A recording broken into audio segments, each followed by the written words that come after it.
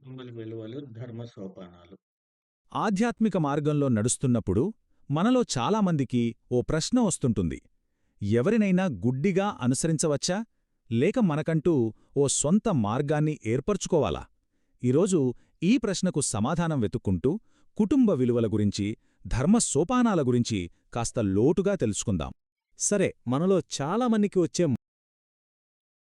జ్ఞానిని అనుకరించవచ్చా? అనుకరణ వర్సెస్ అనుసరణ. మొదటి సందేహం ఇదే. జ్ఞానోదయం పొందిన వాళ్ళని చూస్తాం. వాళ్ళు చేసినట్టే మనం చేస్తే మనక్కూడా జ్ఞానం వచ్చేస్తుందా? అంటే సింపుల్గా ఇమిటేట్ చేయడం ద్వారా జ్ఞానాన్ని పొందగలమా?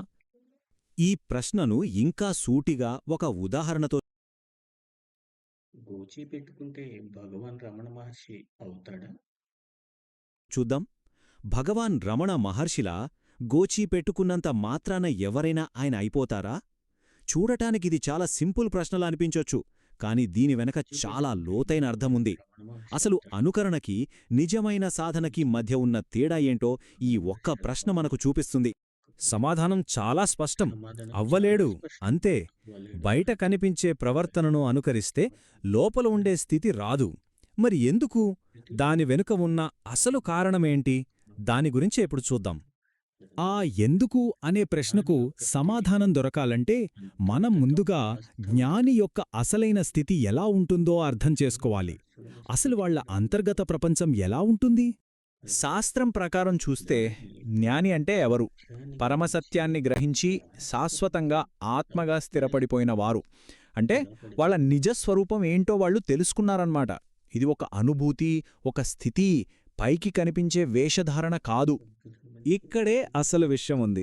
జ్ఞానులకు కర్మతో జ్ఞాని లక్షణాలు. కర్మతో సంబంధం ఉండదు. ఆత్మగా నిలబడిపోతాడు.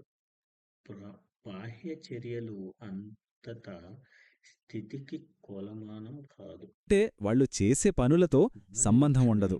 ఎందుకంటే వాళ్ళు ఆత్మగా స్థిరపడిపోతారు. వాళ్ళ బాహ్య చర్యలు అంటే మనం బయటకు చూసేవి వాళ్ళ లోపల స్థితికి అద్దం పట్టవు. సింపుల్గా చెప్పాలంటే వాళ్ళు చేసే పనులు వాళ్ళ జ్ఞానం యొక్క ఫలితం మాత్రమే, కాని జ్ఞానానికి కారణం కాదు. సరే, జ్ఞానిని అనుకరించకూడదు అని అర్థమైంది. మరిప్పుడు ప్రశ్నేంటంటే, ఆధ్యాత్మికంగా ఎదగాలనుకునేవాళ్లు ఎవరిని అనుసరించాలి? ఎవరిని ఆదర్శంగా తీసుకోవాలి? దీన్ని ఇంకోలా చూద్దాం. గమ్యాన్ని అంటే డెస్టినేషన్ని చూసి కాపీ కొట్టొద్దు అంటున్నారు. మంచిదే. కాని ఆ గమ్యానికి చేర్చే దారి మాటేమిటి? ఆ దారిని చూపే మ్యాప్ ఎవరిస్తారు? ఇక్కడే మనం చాలా జాగ్రత్తగా గమనించాలి. చూడండి, జ్ఞాని యొక్క స్థితి అనేది వాళ్ళ జ్ఞానం యొక్క ఫలితం, ఒక రిజల్ట్. కాని శాస్త్రాన్ని తెలుసుకుని దాన్ని పాటించే సాధకుడి సాధన ఉందే, అదే ఆ ఫలితానికి చేర్చే మార్గం, ఒక ప్రాసెస్. సో మనం అనుకరించాల్సింది గమ్యాన్ని కాదు, ఆ గమ్యాన్ని నడిపించే మార్గాన్ని. కాబట్టి అనుకరణ అనేది దారి కాదు.